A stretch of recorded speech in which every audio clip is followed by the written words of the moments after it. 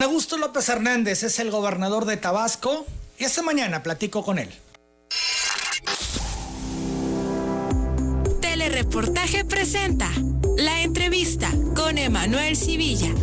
La Entrevista. Gobernador, bienvenido una vez más a la cabina de Telereportaje. Emanuel, muy buenos días. Como siempre, un gusto estar aquí cumpliendo nuestro compromiso con ustedes y con el auditorio cada mes. Empecemos hablando de las finanzas del Estado, que es un tema que interesa mucho a la gente, por supuesto, todo el tema de la situación económica. Estamos prácticamente a 4 meses y medio de cerrar este año, el 2020, que ha sido un año complejo, diferente, difícil, doloroso, dramático. Podríamos ponerle otros muchos calificativos. El tema aquí es: ¿cómo va el cierre? ¿Qué vislumbra el gobernador para el cierre de este año cuando pues todavía el tema de la pandemia no se resuelve? Bueno, será un cierre complicado, sin mayor sobresalto. En caso de ser necesario, al igual que el año pasado, recurriríamos a instrumentos financieros de financiamiento. Esto es, a contratar créditos a corto plazo, dependiendo de la programación del flujo de participaciones. Pero, pues en principio diría que están cubiertas las prestaciones de fin de año de los trabajadores al servicio del Estado, que no debemos de tener mayor problema. A propósito, yo aquí lo comenté, habíamos contratado hacia finales del año, finales de noviembre más o menos, créditos a corto plazo por un importe de 2.500 millones de pesos. Se terminan de pagar este mes, se hace el último pago y estaríamos en cero respecto de esa deuda, que aunque no se considera deuda pública, bueno, pues es un adeudo del gobierno del Estado.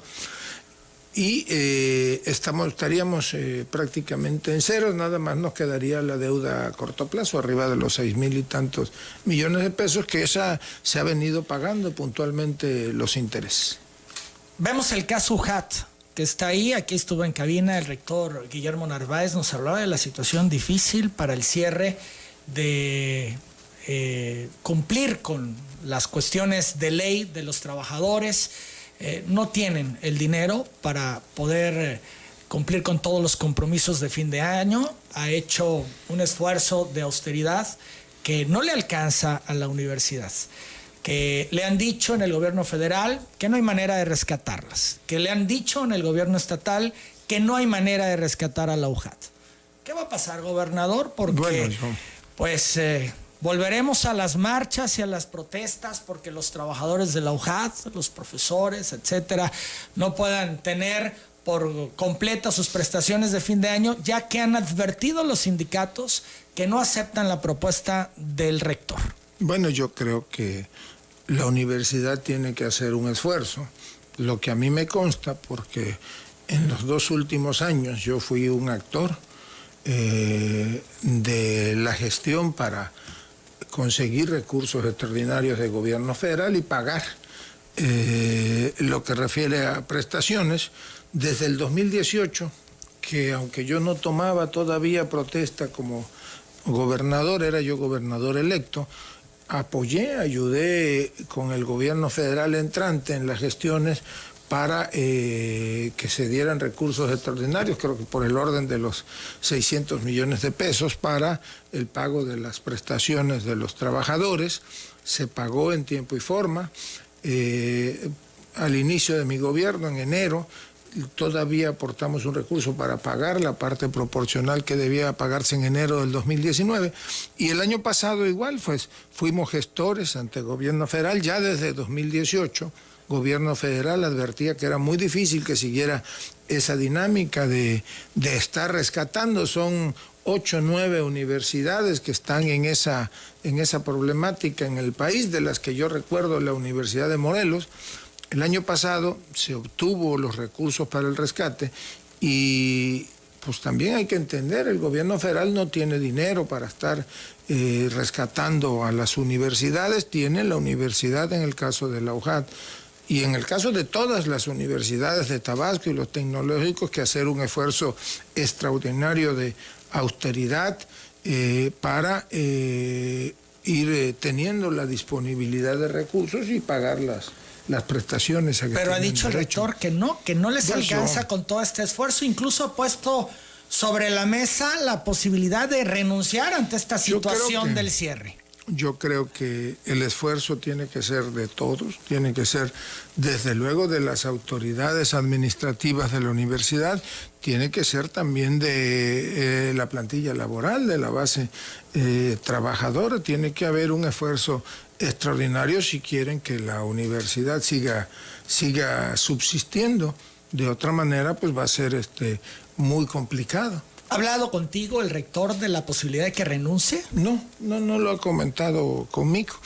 Hemos platicado, me hizo de conocimiento que iba a presentar un programa de austeridad, iba a reducir en algunos rubros, y pues yo tengo confianza en que las autoridades, los sindicatos se pongan de acuerdo y puedan entre todos buscar una salida a la crisis que puede enfrentar la universidad. Por otra parte, bueno, pues yo aquí lo he dicho, nosotros somos respetuosos de la libre expresión de las ideas, del derecho que tenemos todos de manifestarnos, y espero que no se afecten los derechos de terceros. Se están moviendo las cosas en la universidad rumbo al 2021, esto es que este tema del problema financiero de la universidad, que ya sabemos, que ya conocemos, que ya nos dio detalles el rector, toda esta problemática para poder cumplir con las prestaciones de fin de año, pudiera haberse aderezado con manos externas que trabajen con los sindicatos, grupos de maestros que pues siempre históricamente han estado en contra, y que, bueno, pues podrían ver hoy en este tema una oportunidad de incidir y de sacudir la universidad. Como diría el clásico, sería mucha mezquindad. Hay que ver el problema tal y como es un problema financiero, administrativo de la universidad. No puede ser un problema político. Yo no veo cómo alguien pretenda, o no concibo cómo alguien pretenda sacar raja política creando situaciones de ingobernabilidad en la universidad. Y yo creo que la universidad ha venido evolucionando en términos generales. Hubo una época en que llegó a ser brazo operativo, digamos, del partido en el gobierno. Pues recordemos que 2 o 3 rectores fueron candidatos incluso a senadores al término de sus ejercicios del partido oficial en aquella época, pero pues eran otros tiempos, ahora es distinto. ¿Te preocupa lo que está pasando en la universidad? ¿Crees que va a ser una bronca? Bueno, yo creo que me preocupa todo lo que no vaya encauzándose en una solución adecuada al planteamiento de los problemas, y vamos a estar atentos. Repito, difícilmente nosotros tendremos dinero para rescatar a la universidad. Ya el secretario de Finanzas se lo dijo al rector, no hay recursos. Yo incluso se lo comenté, y sé que se lo comentaron al rector en la Ciudad de México, las autoridades de la Secretaría de Educación. ¿Y cómo hacerle, gobernador, si no hay dinero, de dónde sacarlo? ¿Cómo poder tener la suficiencia presupuestaria para poder enfrentar los compromisos? Bueno, pues hay que ejercer un programa de austeridad, y todos deben de entender que hay épocas de apretarse el cinturón. Pero en este caso no lo entiende el rector.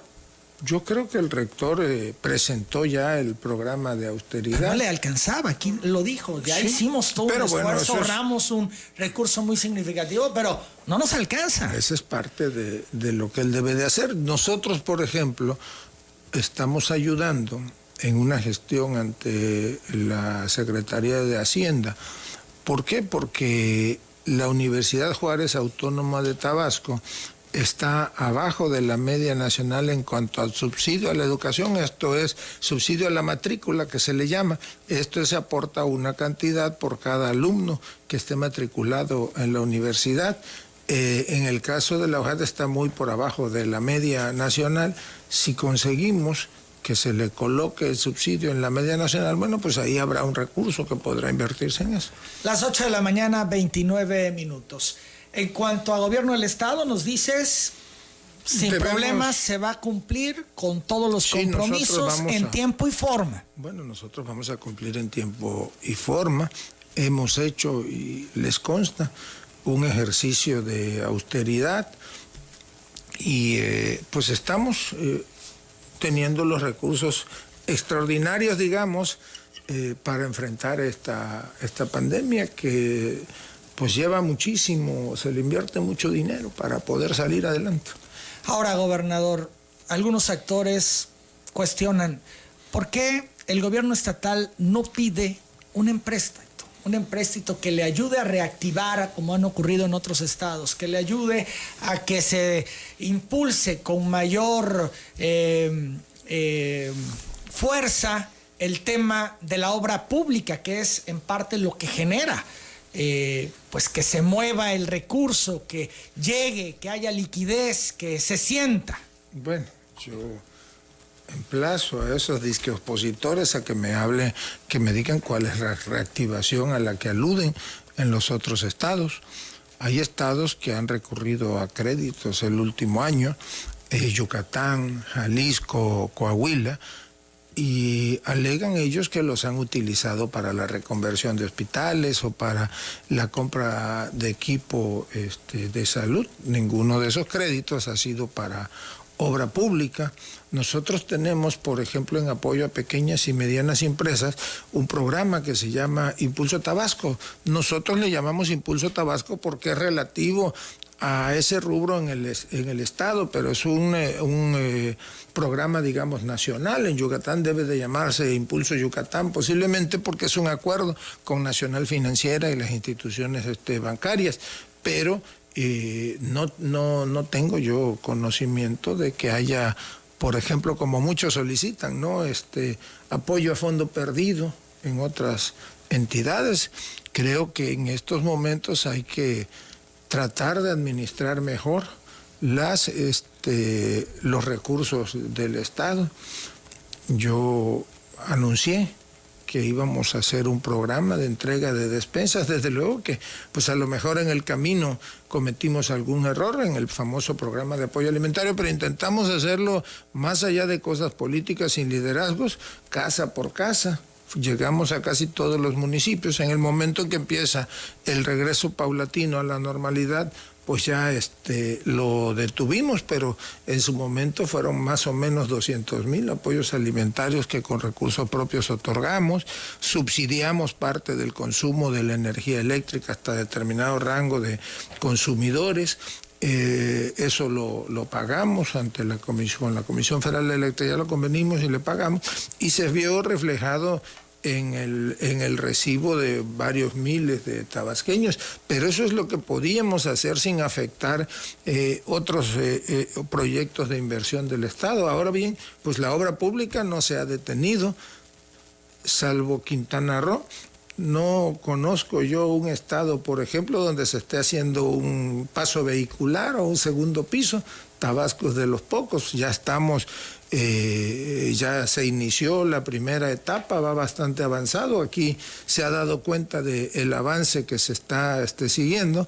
La semana próxima, no recuerdo, creo que es el viernes de esta semana, ahora les digo, sale el fallo de la segunda etapa del distribuidor vehicular y debe de estar arrancando la construcción de la segunda etapa más o menos en hacia el 22 de agosto.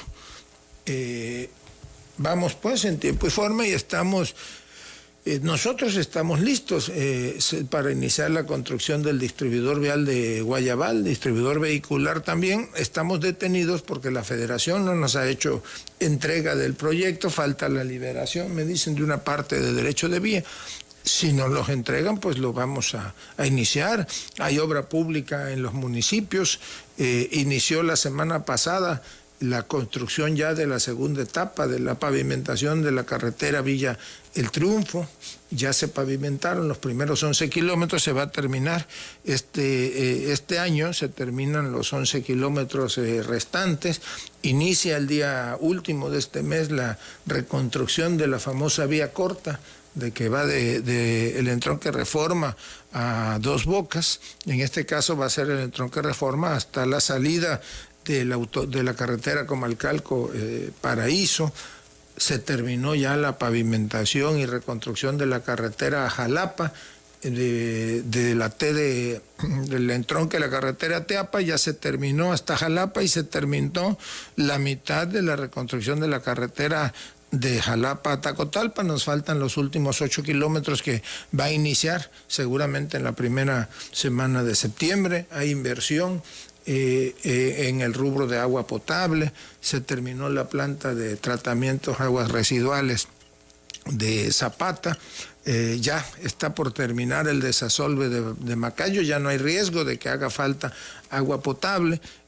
Agua para las tomas de las potabilizadoras en el municipio de Centro. Se terminó, se reinauguró la semana pasada, por ejemplo, la planta potabilizadora del Bayo en Macuspana, que le da servicio a casi la mitad de la población, y así como eso, hay inversiones en puerta. ¿Qué otros proyectos, además del C5, se van a posponer por el tema de la pandemia? El único que está pospuesto es el C5. ¿Qué vamos a hacer? Bueno, pues estamos trabajando para que el C4 tenga la operatividad que se requiere en estos casos. 8:36, gobernador, el Partido Verde, mencionabas tú esto del Impulsa Tabasco, acusó que este programa es un fracaso porque solo ha beneficiado a 9 personas de más de 7,000 inscritos. Esto lo dijo el dirigente estatal Miguel Vélez y expuso que a fin de reactivar la economía afectada por la pandemia de COVID, el 14 de julio, la secretaria para el Desarrollo Económico y Nacional Financiera impulsaron una bolsa de 320 millones de pesos para esta reactivación económica. Sin embargo, señaló que ha resultado un verdadero fracaso, pues solo 9 personas han sido beneficiadas de más de 7,000 registros. Esto dijo según la información que obtuvo a través del portal de Transparencia. Bueno, no tengo yo desde luego las mismas cifras. ¿Tú tienes otros datos? Del Verde. No es un programa que para su operación final dependa del gobierno del Estado, de la Secretaría de Desarrollo Económico. Como lo dije desde un principio, es Nacional Financiero, que fondea con las instituciones bancarias. Ahora bien, como todo tipo de crédito, pues deben de cumplirse una serie de requisitos: que no estés en el buró de crédito, que estés al día en el pago de tus contribuciones, de tus impuestos, que en algunos casos, porque no en todos, se requiere un aval o se requiere una propiedad en garantía. Esto es que se cumplan con los requisitos. En todo caso, nosotros ya cumplimos la parte que nos corresponde, que fue la de habilitar el portal y hacer el registro de los solicitantes. Son las 8:38 a.m. Gobernador, el Colegio de Arquitectos Tabasqueños anunció que insistirá en el proyecto de ampliación de la prolongación de Paseo Tabasco hacia el country, que conectaría con el Libramiento. La vialidad podría constituirse como entrada y salida alterna a Villahermosa y conectaría con el aeropuerto en 10 minutos. Es un proyecto que dice no cuesta mucho y que han estado desplazando de sexenio en sexenio. ¿Se tiene considerado esta posibilidad de mejora vial? Bueno, sí cuesta y cuesta algo. Es un proyecto que vale, hasta donde yo lo conozco, arriba de 1.500 millones de pesos. Y a nosotros nos es un proyecto atractivo. No hay en este momento las condiciones financieras para hacerlo. Me van a decir que se puede hacer con una APP, por ejemplo, pero esos son instrumentos que nosotros debemos de revisar muy bien, porque finalmente, pues es un adeudo disfrazado, digamos, de financiamiento. ¿Las APP son esas? En la mayoría de los casos sí. Bueno, pues les doy un ejemplo, aunque se ofendan algunos. Visitamos hace unos días el Hospital del Iste, aquí en Altozano. Es un hospital de primer mundo, está debidamente equipado, tiene todas las instalaciones de un hospital, en serio, a la altura de los mejores del mundo. Tiene todo el equipo, tiene hasta el helipuerto. El gobierno federal empezó ya a pagar la parte correspondiente a la APP, y pese a que anunció el ISSSTE que lo iba a echar a andar a la brevedad, creo que a finales de julio, principios de agosto, pues ahí sigue. Yo espero que no se convierta. ¿No está operando? Pues claro que no está operando. Yo espero que no lo vayan a convertir en un elefante blanco, porque yo estuve de visita ahí con el subdirector médico del ISSSTE y se comprometieron a arrancarlo, a echarlo a andar. Creo que hablaban de 30 o 40 camas de hospitalización, que iba a haber atención general, no nada más a derechohabientes. Bueno, pues al día de hoy, ahí sigue. ¿Fue una tomada de pelo? ¿Fue para la foto, el anuncio, decir que va y no? Fue para el anuncio, pero hasta la fecha no hemos visto claro. Tiene hasta el helipuerto, nada más que a los constructores y a los que financiaron la APP se les olvidó hacer la línea de conducción del agua, 8 kilómetros de tubería que no... ¿No tienen agua? No tienen agua, tienen un problema. Ahora me decía Padilla que el otro día él se comprometió a estar proveyendo de pipas de agua diarias para la operación. Increíble. Entonces, bueno, pues esos son los riesgos de las APPs y nosotros debemos de ser cuidadosos con esos instrumentos. Oye, pero esto del hospital que no opera, pues es grave en estos momentos de pandemia donde podrían ayudar mucho. Es un crimen. Yo no me quejo porque la obligación como gobierno es atender a todos los tabasqueños sin distingos, y cualquiera que acuda al sector público de salud, desde el más encumbrado tabasqueño hasta el más modesto, pues reciben la misma atención, y si es derechohabiente del ISSSTE y no lo reciben en el ISSSTE o en el seguro o en algo, nosotros los recibimos y los atendemos y les proporcionamos todo.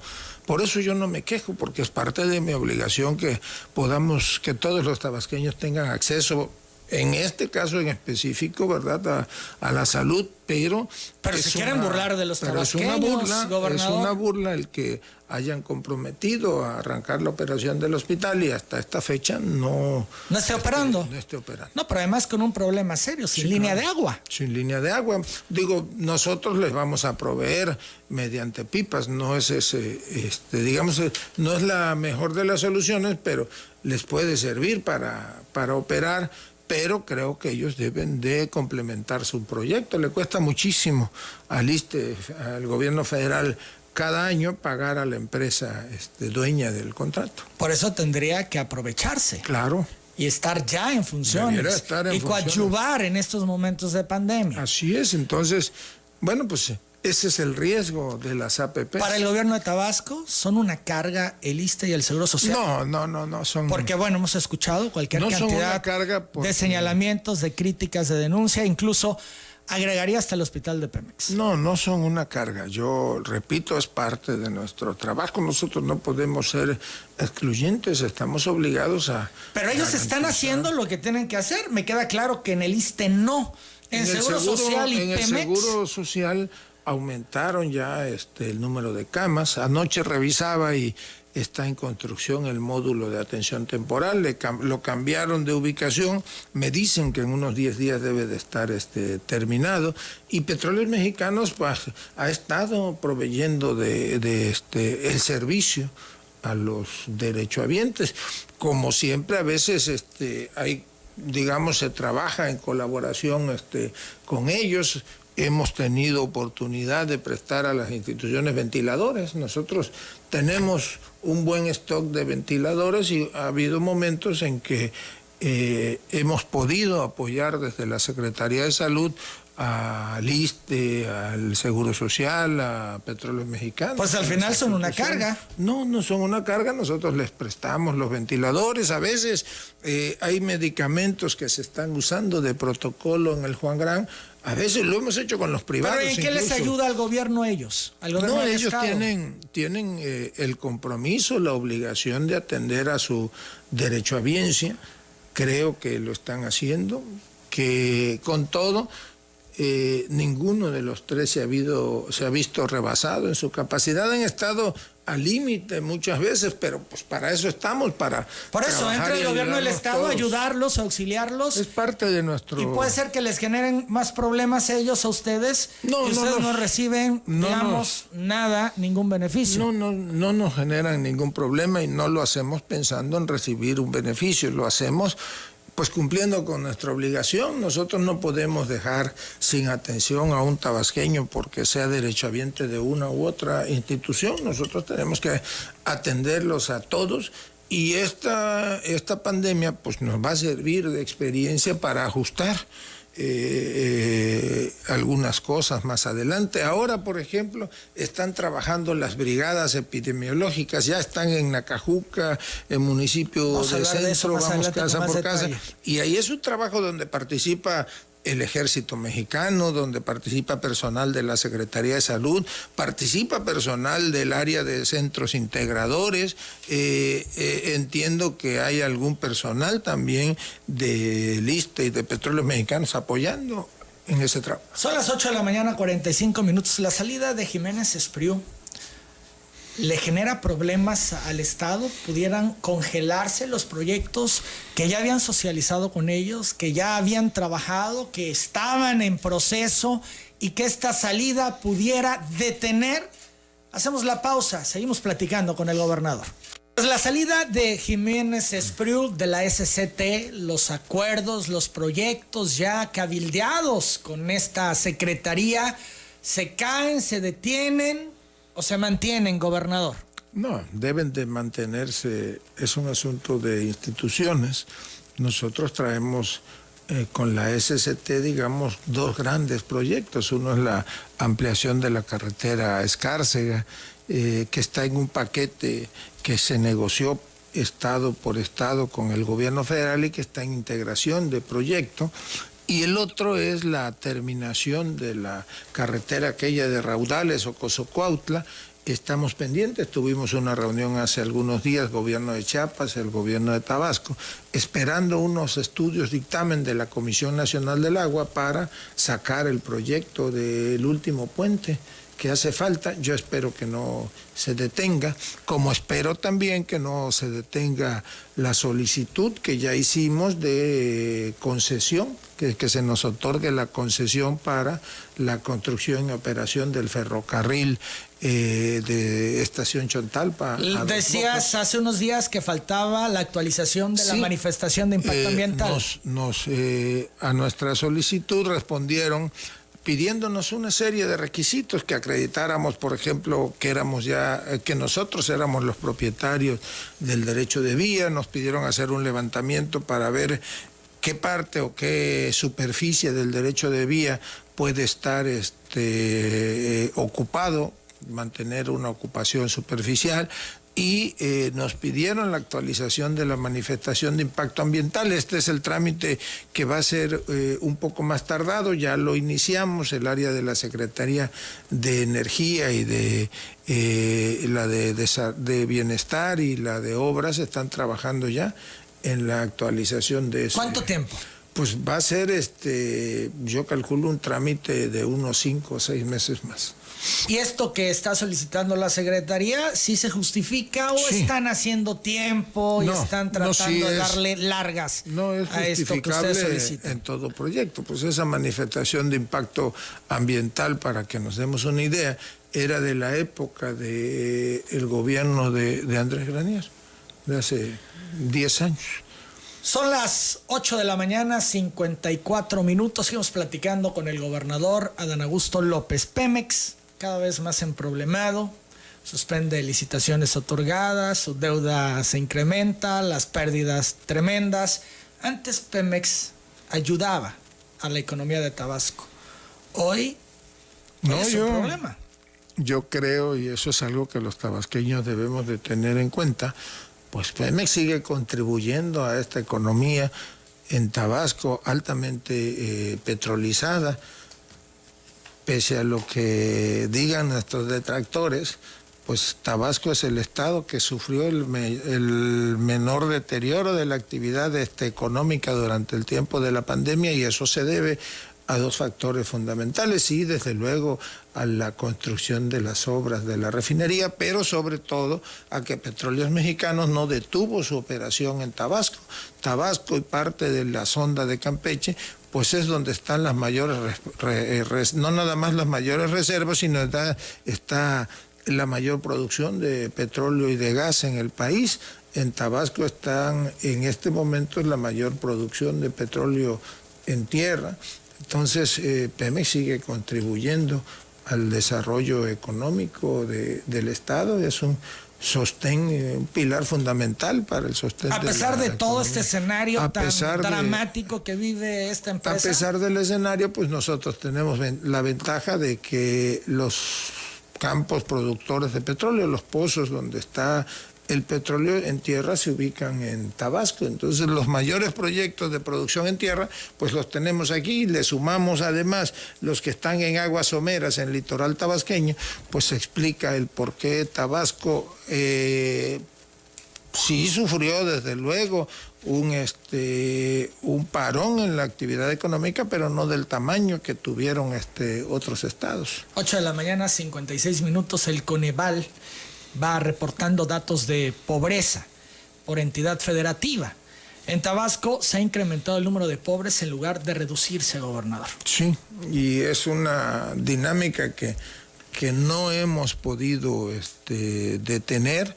Pues ahora, como le dijo, pues no se detuvo la actividad económica de la industria petrolera, detuvimos o se detuvo en otros rubros, y es, digamos, nuestra asignatura pendiente. Ese es el reto que Fíjate tenemos. qué dato da, que la población no pobre y no vulnerable representa solo el 10.4%, esto es 256.800 personas. Más o menos.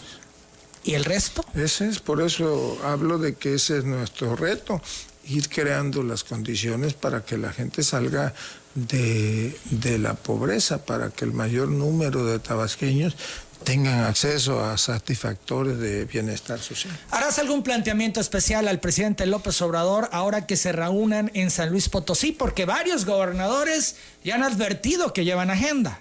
Bueno, dicen algunos que llevan agenda, está perfectamente delimitada en la convocatoria que emitió la CONAGO. Se va a empezar a hablar desde luego de la revisión del pacto fiscal. Creo que se va a revisar el pacto, no son... Es el tema. Sí, pero no son los tiempos.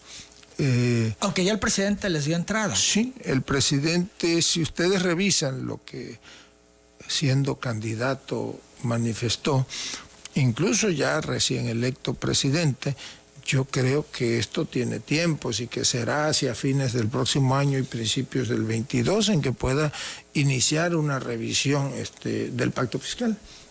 Esta revisión, lo que están proponiendo los gobernadores, en particular del PAN, ¿le afecta a Tabasco? ¿Le afectaría en participaciones a la entidad? Bueno, eso depende de cómo se plantee y se apruebe esta modificación al pacto fiscal. Tabasco fue de los grandes perjudicados. Cuando se hizo la modificación, la más reciente. La modificación, y ahora yo escucho a algunos compañeros gobernadores que piden una revisión del pacto fiscal, pero ellos eran diputados o senadores cuando se aprobó. Entonces, algunos lo hacen nada más por el discurso, hacen el planteamiento de ello. Yo espero que si hay una revisión de la fórmula de distribución, ahora beneficie a Tabasco, beneficie a Campeche, beneficie a la Ciudad de México, que fueron los grandes perjudicados, o han sido los grandes perjudicados. Han sido los grandes perjudicados. ¿Y cómo se podría revertir? En su momento dijeron que los gobernadores de Tabasco no supieron defender el tema del pacto fiscal cuando ya se estaba operando, fraguando la modificación. Yo aquí dejo claro que yo no voy a nunca a firmar o a pactar algo que perjudique a las finanzas de Tabasco. Si se perjudica a las finanzas, pues va contra la posibilidad de que haya mejor nivel de desarrollo en Tabasco. Esto es, si el gobierno federal aceptase esta modificación y le pega a Tabasco, ¿tú te vas a manifestar en contra? Claro, yo estaré en contra de todas las medidas que perjudiquen al Estado, y no nada más al Estado, que perjudiquen al sureste del país, porque pues los grandes perdedores hemos sido quienes vivimos en el sureste. Si tú revisas las cifras de Coneval, pues los mayores niveles de pobreza están en Tabasco, en Chiapas, en Oaxaca, en Guerrero, en Yucatán, en Veracruz, menor medida en Quintana Roo, pero los 10 estados donde hay mayor índice de pobreza seguramente son los que ya te mencioné. Si lo avala el presidente López Obrador, ¿estarías en contra de esa medida? Yo creo que, y lo digo, aquí se va a revisar seguramente la fórmula de participación, pero no va a ser a contentillo de 9 o 10 gobernadores de determinados partidos, pero además muchos de esos ya se van, porque entregan su cargo a finales del año próximo. Entonces, seguramente habrá una revisión, un ajuste. Digamos, ¿se sustenta esta petición de los gobernadores o es un tema ya meramente político para presionar al presidente por las elecciones del 21? No presionan al presidente, ellos piensan que presionan al presidente. Lo veo como un asunto político porque hablan de revisión del pacto fiscal, pero que digan cuál es la fórmula que están proponiendo, y no lo dicen. No lo dicen, tú no sabes de qué se trata la propuesta. O sea, ellos dicen hay que revisar el pacto fiscal, pero no dicen. ¿Qué se tiene que revisar? Pues si tuvieran tantito de memoria, pues debieran de revisar lo que la mayoría de ellos votaron. Falta con revisar el diario de los debates y veremos quiénes eran diputados o senadores. De hecho, fíjate que hoy publicamos nosotros en el portal de XBT una nota donde PAN, PRD y empresarios habrían pactado 11 gubernaturas con la reforma energética. Esto lo revela un periodista, el periodista Rivelino Rueda, quien cubrió la fuente del Senado de la República por 11 años, en base a declaraciones de un expanista de quien se reservó el nombre, pero que fue senador durante la aprobación de las reformas estructurales del Pacto por México promovidas por Peña Nieto. Y él habla que con la reforma energética, y algunos dicen que va más allá, fue el Pacto por México, que, bueno, en cuanto a la reforma que se aprobó en 2013, el PAN, PRD y hasta la cúpula empresarial habrían pactado con el gobierno de Peña Nieto las gubernaturas de Aguascalientes, Baja California Sur, Nayarit, Querétaro, Tamaulipas, Puebla, Quintana Roo, Veracruz, Michoacán, Nuevo León y Chihuahua, y hasta mencionan a Corral, que él iba a hacer la denuncia y al final le ofrecen Chihuahua y entonces se queda callado. En fin, revela toda una serie de componendas donde prácticamente se repartieron el pastel. Pues así era el antiguo régimen, por eso muchos todos los días están como pregoneros, no están por el cambio de fondo en este país. Y no nada más fueron las candidaturas, fue muchísimo dinero que se repartió sobre pretexto de la reforma energética. Hablan de que nada más la madrugada del 13 de diciembre de aquel año, porque a esa hora el debate terminamos casi a las 3 o 4 de la mañana, pues dicen que habían personajes del oficialismo esperando a los senadores y que les entregaron portafolios con creo que 7, 8 millones de pesos. ¿En efectivo? En efectivo. Entonces, como agradecimiento al voto. Agradecimiento a que votaron. Hubo mucho dinero, Emanuel. A muchos incluso lo sacaron del país. Yo te puedo decir de un compañero senador, Adolfo Romero Lainez, que se desapareció, regresó como 2 meses después, y cuando le preguntamos que si dónde andaba, que si estuvo enfermo, ¿qué dijo? No, es que me mandaron a Londres a hacer un curso sobre energía con gastos pagados. ¿Se prestaron? Sí, claro. Hubo muchísimo dinero, mucha componente. ¿Tú crees que con todo este tema de Lozoya, lo que se viene siguiendo, va a ventilarse? ¿Vamos a saber los mexicanos lo que realmente pasó y cómo se armó todo? Yo creo toda que esta sí. Estrategia donde se repartieron pastel, donde sacaron sus reformas, donde quienes impulsaban las reformas se beneficiaron y quienes aprobaron estas reformas se beneficiaron. Sí, claro, yo creo que debe de saberse, y esto no debe de volver a repetirse, Manuel. Son las 9 de la mañana, 4 minutos, gobernador. ¿No peca de optimista el presidente cuando dice que ya van las cosas mejor, que ya empezamos a recuperarnos, etcétera, cuando todavía la pandemia está a todo lo que da? Bueno, no todo es pandemia, Manuel, desde luego que ahora es lo que debe de ocuparnos, pero pues ya se abrió, digamos, a nivel en todo el país, hay un regreso paulatino a la normalidad, en algunos estados mucho más que en otros, y eso permite que inicie una reactivación económica. Va a ser todavía... Pero está sumamente optimista, ¿no? Cuando la gente pues está viviendo el colapso en sus negocios cerrados, o que ya no van a poder abrir nuevamente, como en la pérdida de empleos, como está ocurriendo en todo el mundo, pero vemos a un presidente sumamente optimista, como fuera de la realidad, gobernador. No está fuera de la realidad, Emanuel. Primero, digo, y esto contrasta con las cifras, como te digo, de los opositores o de los detractores. Yo veo todos los días en un noticiero nacional, por ejemplo, que dice, ya estamos en tercer lugar de muertos, estamos en tercer de contagios, pero hay parámetros que te indican diferentes mediciones.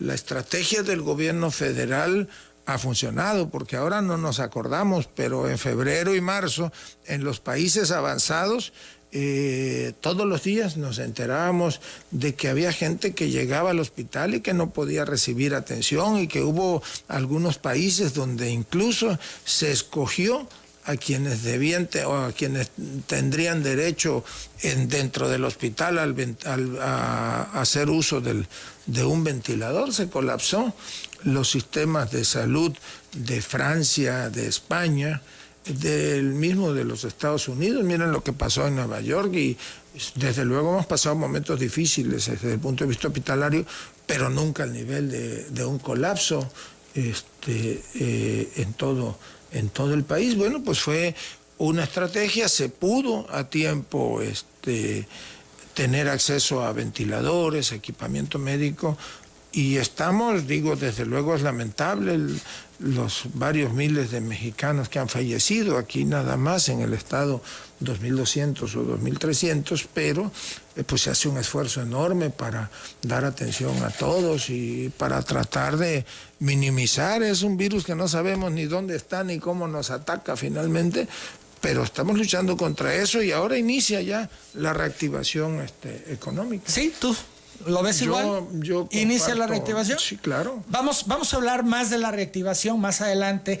Vamos a hacer la pausa. Regresamos, seguimos platicando con el gobernador. Me gustaría que nos detallara sobre el estatus de el adiós a tu deuda, que es un tema que trae mucha gente. ¿Cómo vamos en ese tema? Además, reaparece hoy en la mañana Gerardo Gaudiano, y entre otras cosas dice, la gente sigue reclamando un nuevo estilo de gobierno. Volvemos. Estamos en una prórroga. Hay cosas, yo he dicho, que tienen que revisarse.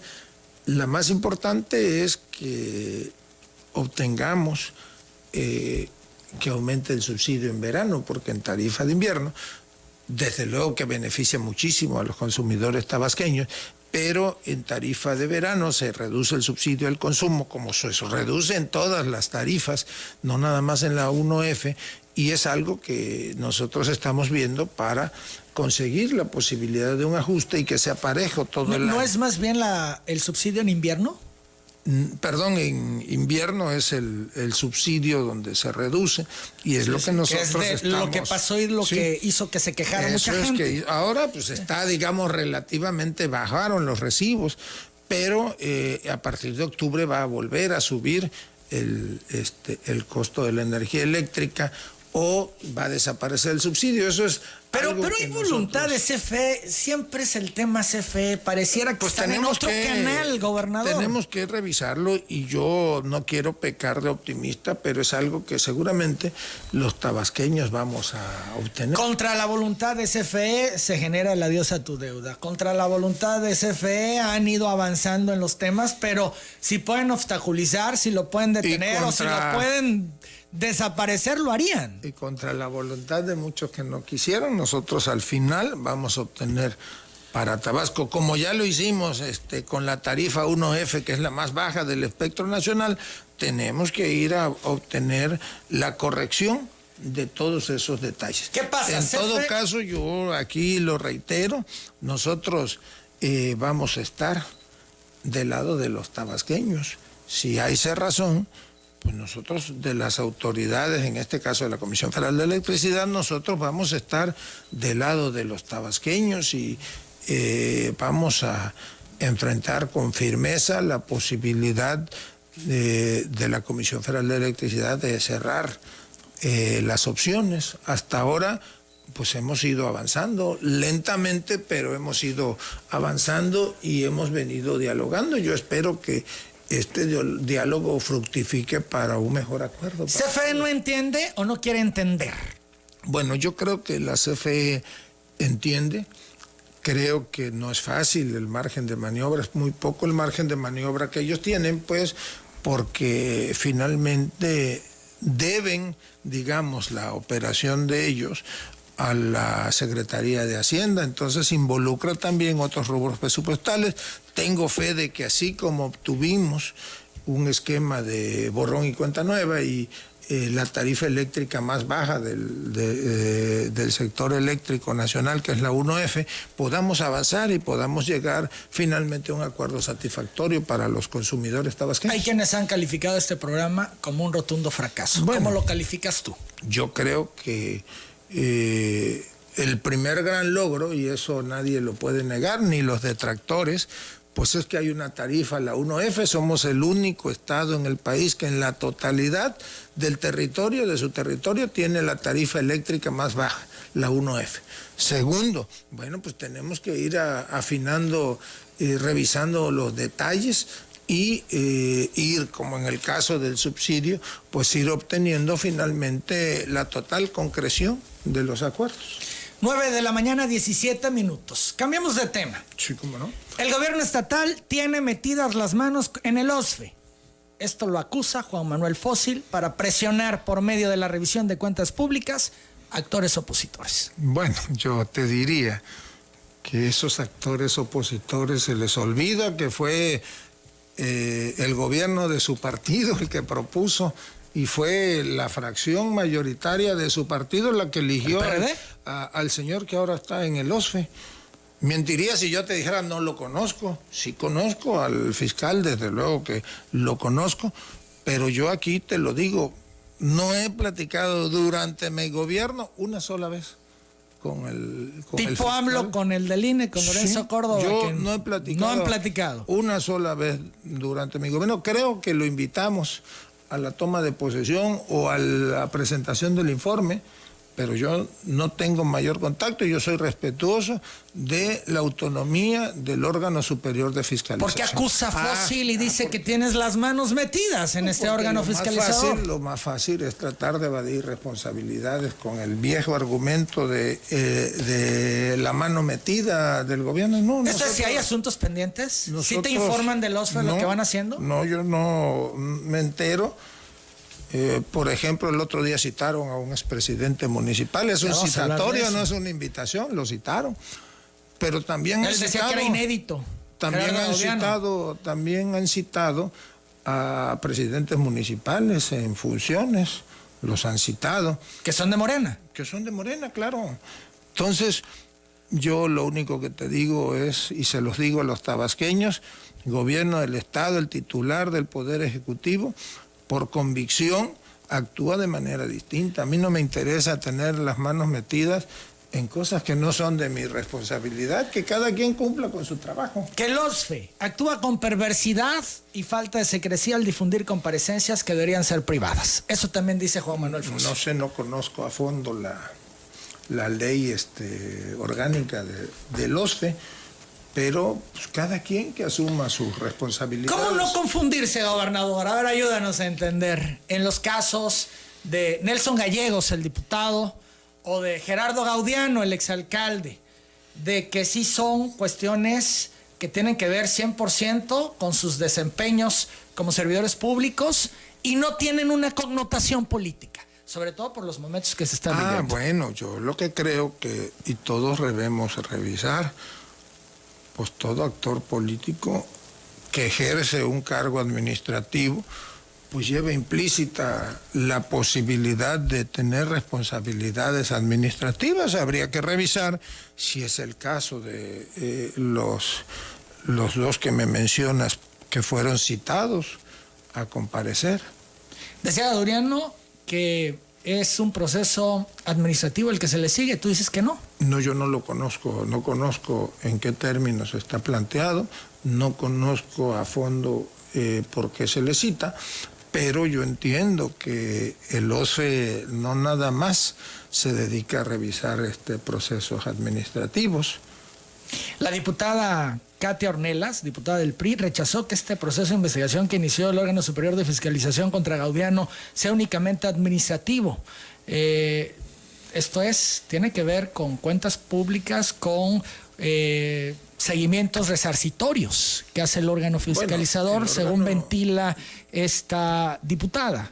El órgano fiscalizador, entiendo, tiene entre sus facultades no nada más investigar asuntos administrativos, sino también el ver procesos resarcitorios, deslindar responsabilidades que pueden rayar en lo penal. No conozco ninguno de los casos que citan, pero lo repito, todos los que somos funcionarios o hemos sido funcionarios públicos tenemos una responsabilidad que cumplir. Dice Gaudiano, el que nada debe, nada teme.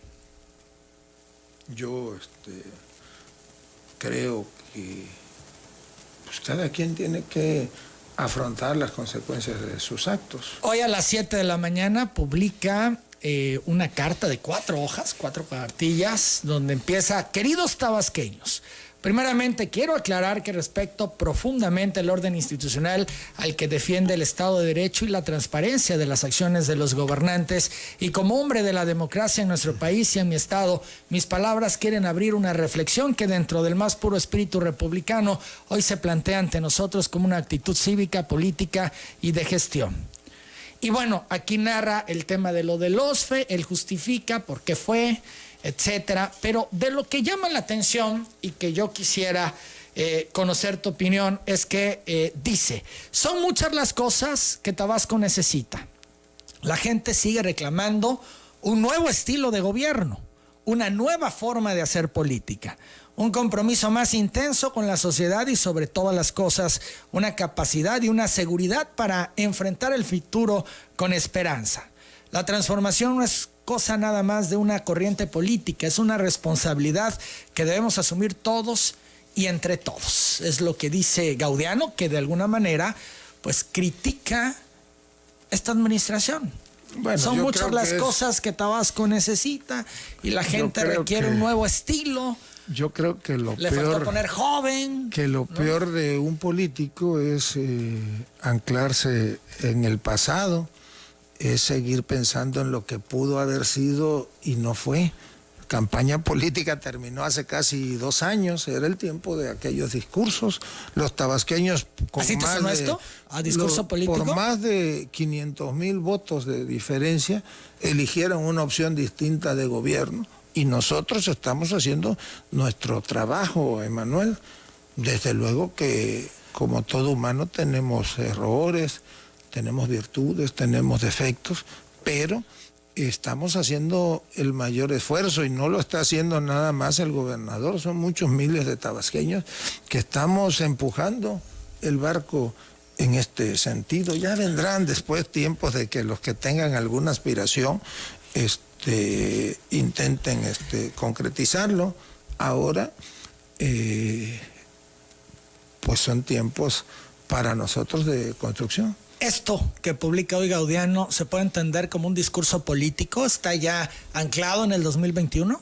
No, yo no dije que estuviera anclado. No, pregunto, en el 2021. Por eso pregunto. Yo lo que creo que lo peor, y lo sostengo, lo peor que puede hacer un político es anclarse en el pasado, como dije, de lo que pudo haber sido, pero no fue. Son 500,000 votos de diferencia. Los tabasqueños dijeron: nosotros queremos, vamos en esta dirección. Esto es, ¿no ha superado Gaudiano que perdió, que el difícil, gobernador, ¿no? Eres tú y que, bueno, él no está en estos momentos en la actividad? Bueno, a veces es difícil superar determinados hechos de la vida política. El político debe de entender que ante las derrotas pues hay que reinventarse. Yo perdí una elección a la presidencia municipal de Centro y pasé por un problema de reflexión, de reinventarme, de revisar mis convicciones, y le das la vuelta a la página y entonces reorientas tu actuar. ¿Gerardo Gaudiano es víctima? Y sin rencor contra nadie. Yo me precio, por ejemplo, de los que participaron en esa elección para presidente municipal, y te lo puede decir él, Floricel Medina, pues es una gente con la que yo mantengo un diálogo respetuoso. A veces incluso me escribe, me dice, oye, yo creo que aquí te equivocas, estás mal en esto, o mira, esto me gustó de esto que están haciendo o diciendo. Pues Ariel Cetina colabora con nosotros ahí en la administración. Entonces, pues... Sin rencores. ¿Gaudiano con rencores aún? Pues eso es algo que seguramente él tendrá que responder. ¿Se los notas, los rencores? No, la verdad es que yo no lo veo, ni lo ando viendo, ni le ando percibiendo. ¿En todos los sentidos no lo ves? No, yo tengo cosas más importantes que hacer y tengo una obligación. A mí me preocupa hoy, por ejemplo, en que saber cuántas pruebas de PCR vamos a presentar, cuál es nuestra ocupación hospitalaria, que no nos haga falta un solo medicamento, que a propósito, tuvimos 2 o 3 días la semana pasada a punto de quedarnos sin relajantes musculares que son necesarios para la intubación. Afortunadamente pudimos conseguirlos, ya empiezan a surtirlos o empezaron a surtirlos. Eso es lo que nos ocupa. ¿Gaudiano es una víctima? ¿De quién? ¿Del gobierno? No, hombre, yo creo que cuando se pierde, uno es víctima de sus propios errores y corre el riesgo de que lo atrapen sus fantasmas. Entonces, si es víctima de sus propios errores y está atrapado por sus fantasmas. Pues eso es lo que yo creo, yo no veo víctima de terceros. Son las 9:27 a.m, gobernador. La Unidad de Inteligencia Financiera y Patrimonial de Tabasco está siguiendo alguna investigación. ¿Hay alguna línea que investigue a Gerardo Gaudiano?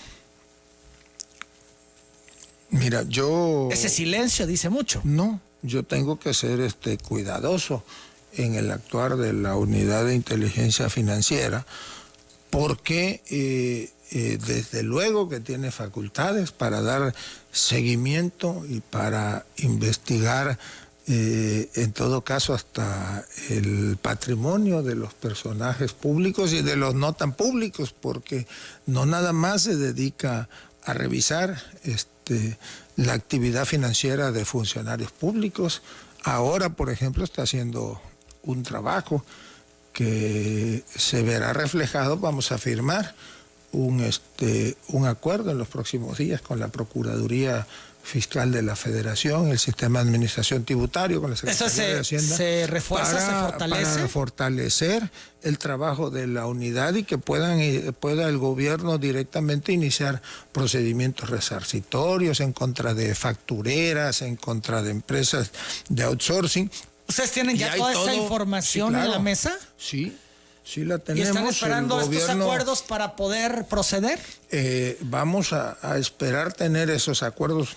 ¿Esto es en los próximos meses? ¿Vamos a tener información de todo esto? Debe de tenerse. Por ejemplo, Chihuahua acaba de iniciar la semana pasada.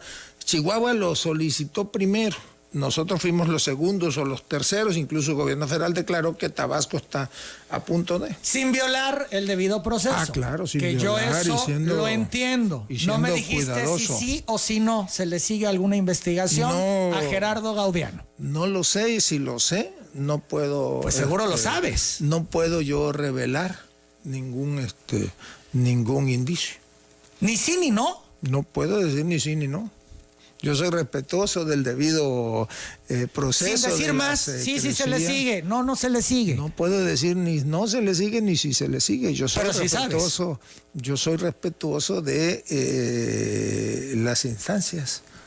Dice Gerardo Gaudiano que te respeta más allá de las diferencias que puedan tener. Sí, sí, eso no es también? no es un asunto de diferencias personales.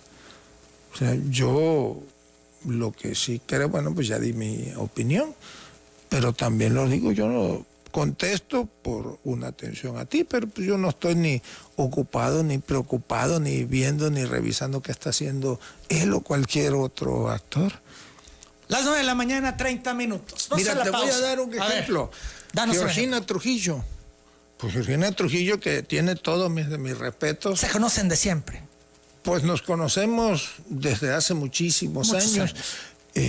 Y siempre en una relación de respeto. Hemos tenido oportunidad de conversar 2 o 3 veces. Algún día también me dijo, oye, fíjate que yo creo que aquí te equivocaste. Y tuvo la razón. Y mantenemos una relación. Pues ya los dos somos políticos profesionales que entendemos que esto que pasa en la etapa de la competencia, ¿no? Y Gerardo no es un político profesional. Ella desde su trinchera pues aporta lo más que puede. Gaudiano no es político profesional. Al desarrollo del Estado. Y por cierto, pues le mando un saludo. Ahora no hemos tenido oportunidad de vernos por el asunto de la sana distancia, pero pues tiene todo nuestro respeto y nuestro reconocimiento, como lo tienen todos los tabasqueños. Gaudiano, ¿no es político profesional? Pues eso que lo responda él, yo no voy a... 9 de la mañana, 31 minutos. Vamos a la pausa. Regresando, hablamos de Jesucita. Jesucita López Garcés confirmó que impugnó en días pasadas su destitución ante la Comisión Nacional de Honestidad y Justicia de su partido, aunque aseguró que ella es la presidenta de Morena por estatutos en Tabasco. Sé que no te gusta hablar del partido, pero al final el gobernador es tu partido. No es que no me gusta, es que yo soy el gobernador de todos los tabasqueños y cuando asumí ese compromiso, decidí por un asunto de convicción, pues hacer a un lado la militancia de mi partido e intentar, como lo dije, gobernar para todos. Entonces yo no hablo de asuntos de Pero partido. jaloneo. No hablo de asuntos de partido, hermano. ¿Sí? ¿De plano? Es el respeto a todos.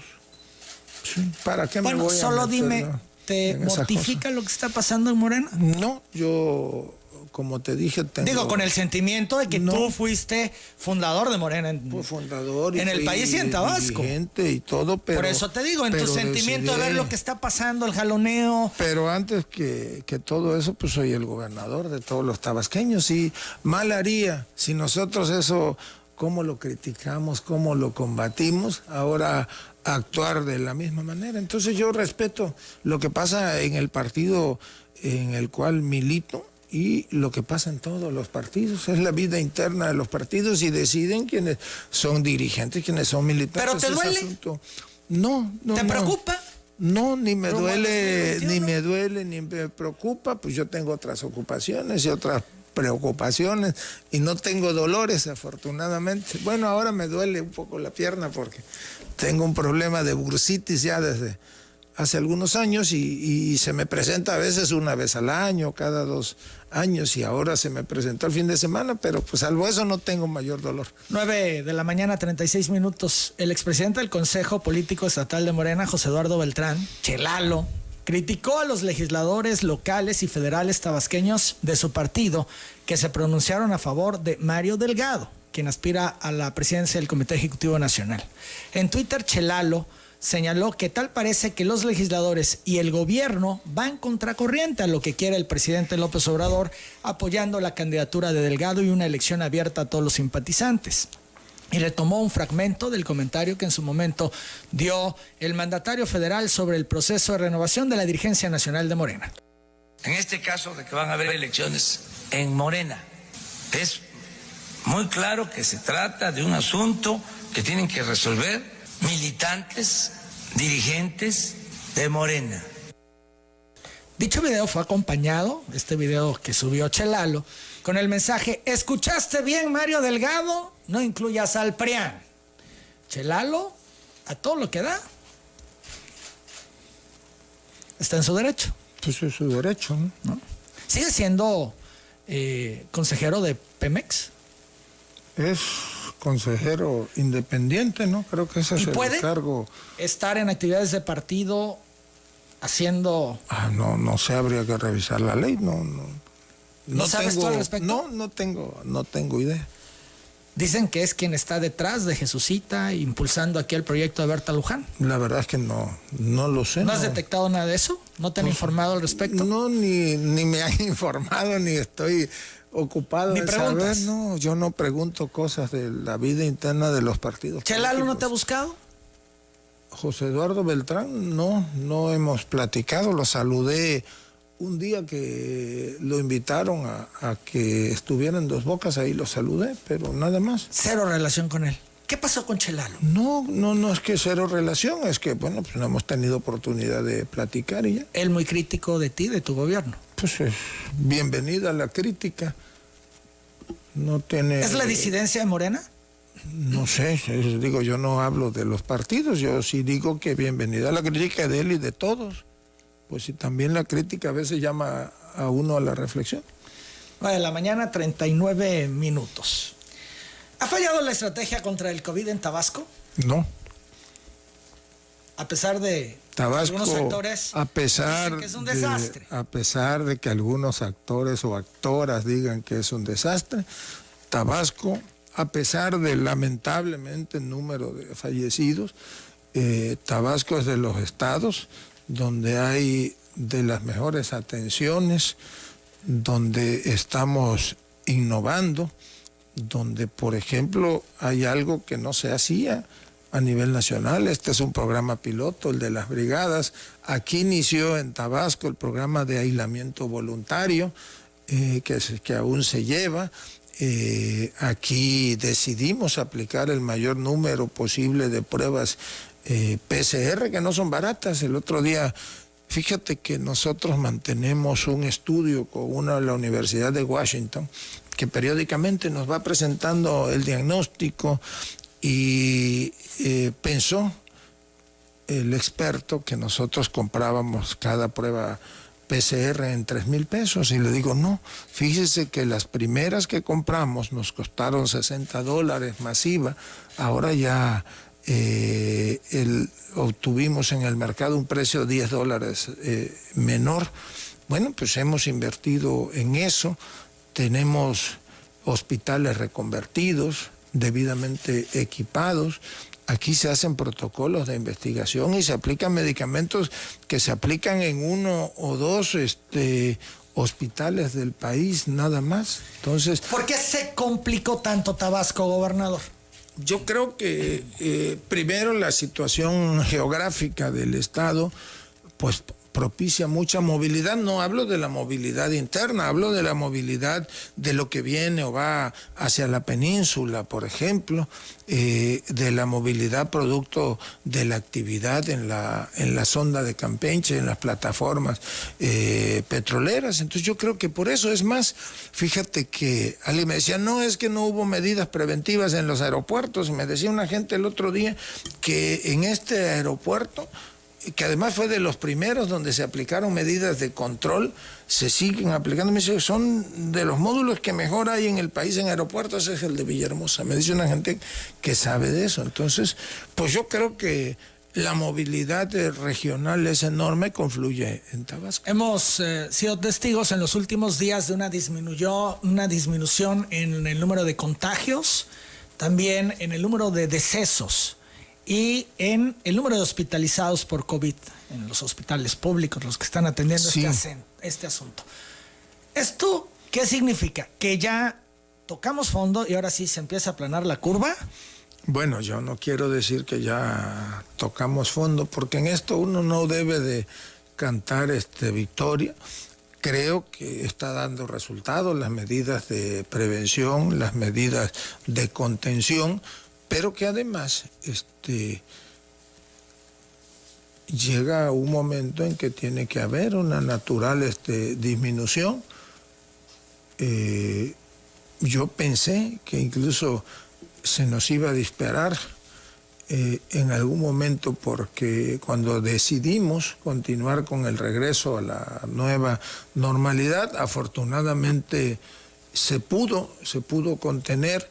Ahora estamos estandarizados en menos de 300 casos diarios, y eso que seguimos haciendo el número de pruebas. Las mismas pruebas. Las mismas, o incluso a veces hacemos más. Traemos un promedio de 600, 700 pruebas diarias.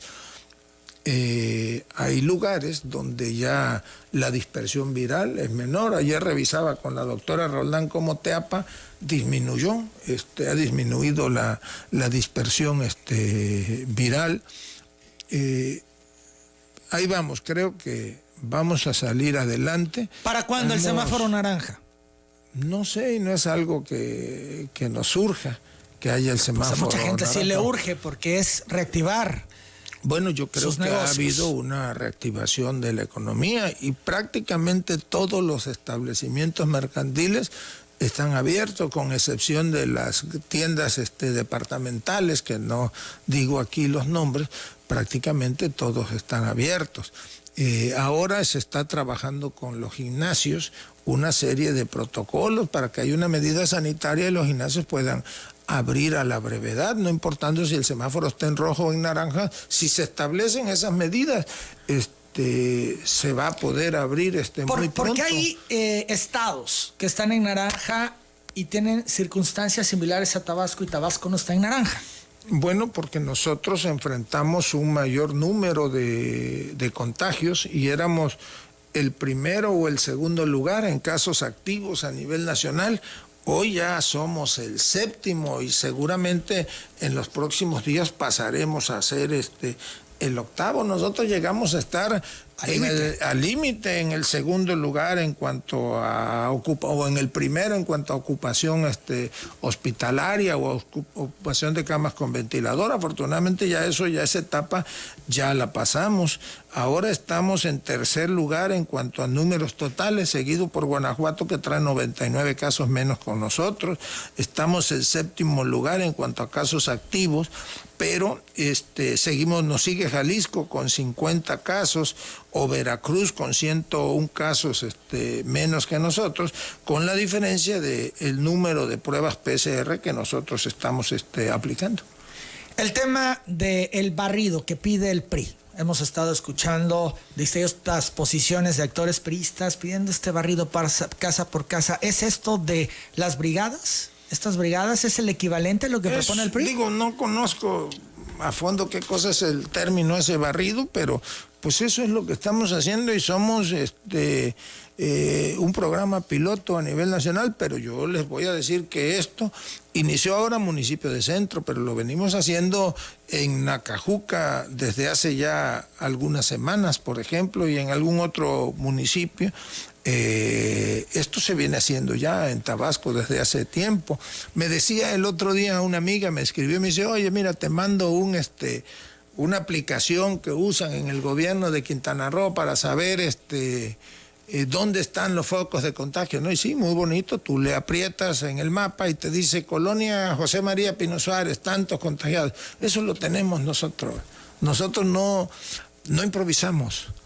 El sector salud es de los mejores del país y yo estoy seguro, llegó a ser el número 1 en la época de don Enrique González Pedrero con el doctor Reynés, y estoy seguro que muy pronto Tabasco va a recuperar ese lugar.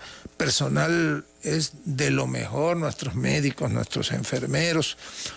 Habría que dotarlos de los elementos técnicos. Me dijo un doctor el otro día, oiga, no sabe que hasta me emociono de ver que hay un tomógrafo en la región de Los Ríos, ni siquiera uno privado había. Ahora ya hay un tomógrafo dando servicios en Tenosique y nuestra idea es, vamos a dotar a Zapata de su tomógrafo.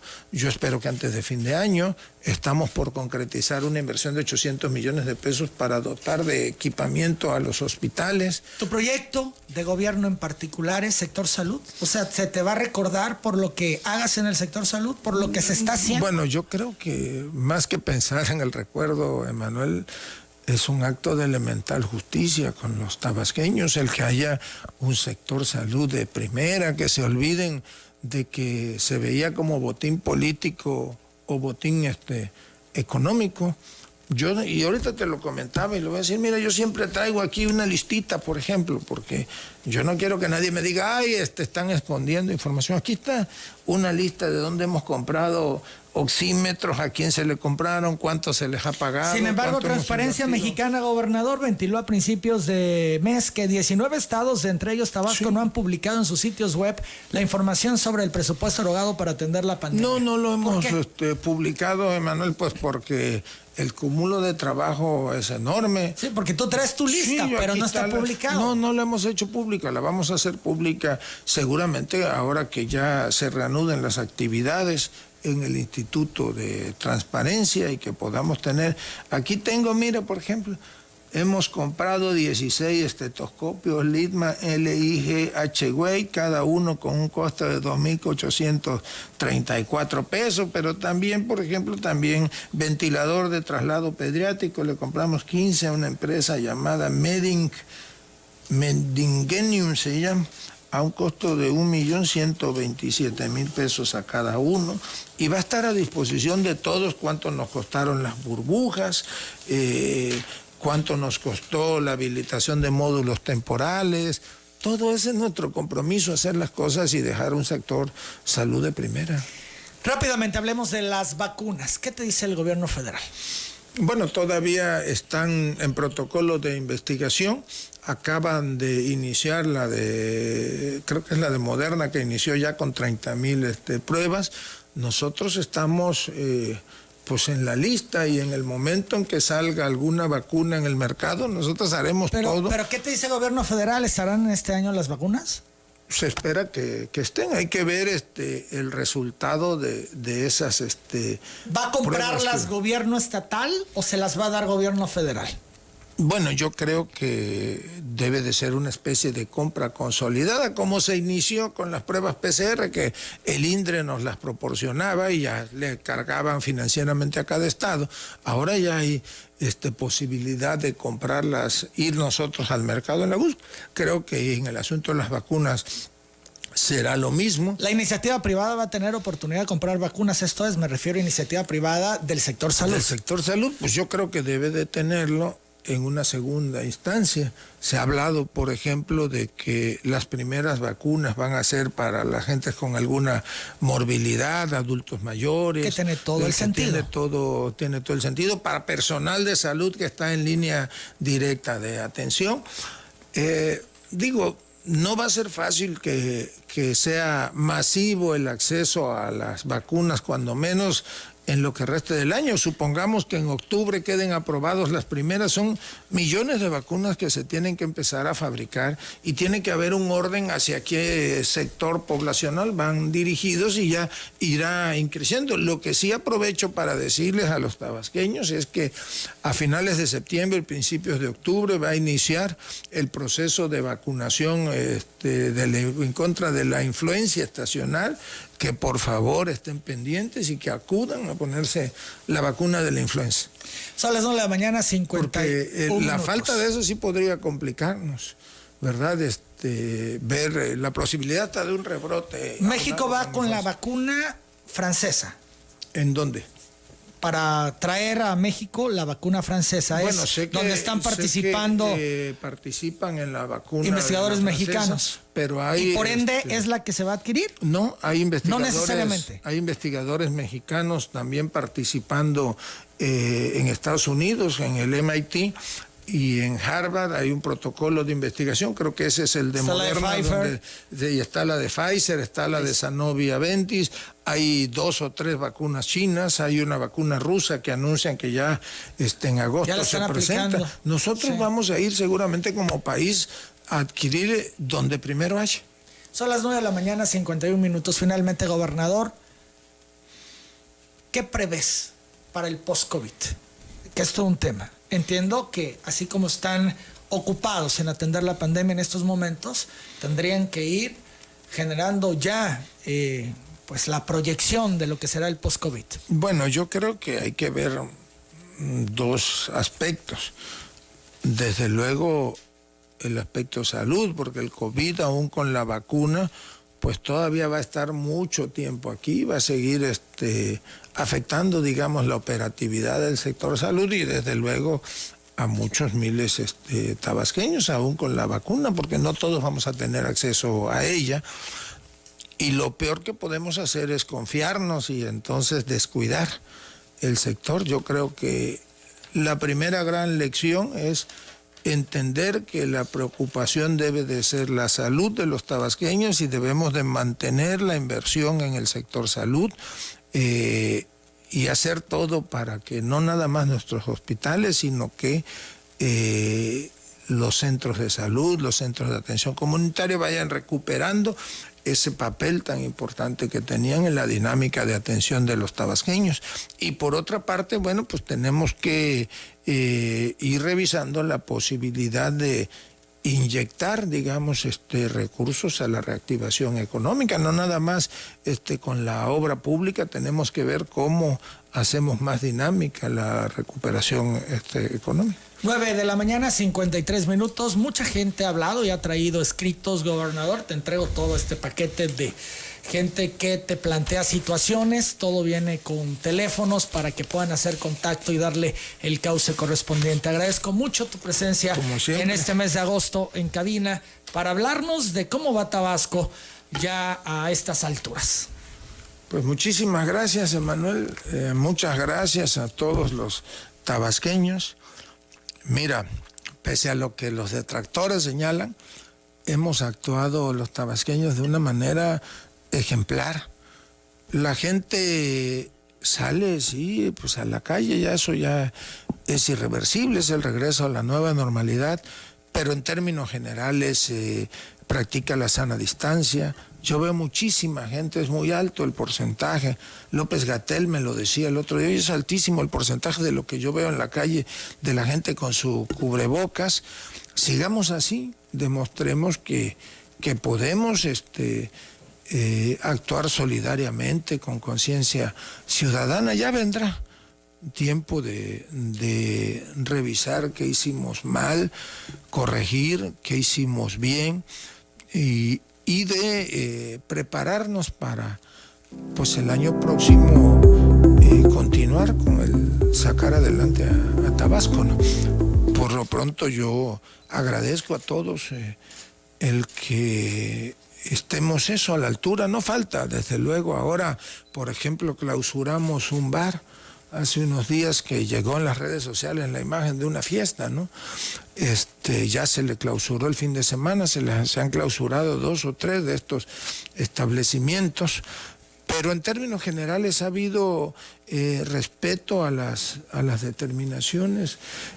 Primero, cuando hablábamos de quedarnos en casa, yo no le digo confinamiento, pues se respetó y ahora paulatinamente vamos a ir regresando a la normalidad de las actividades.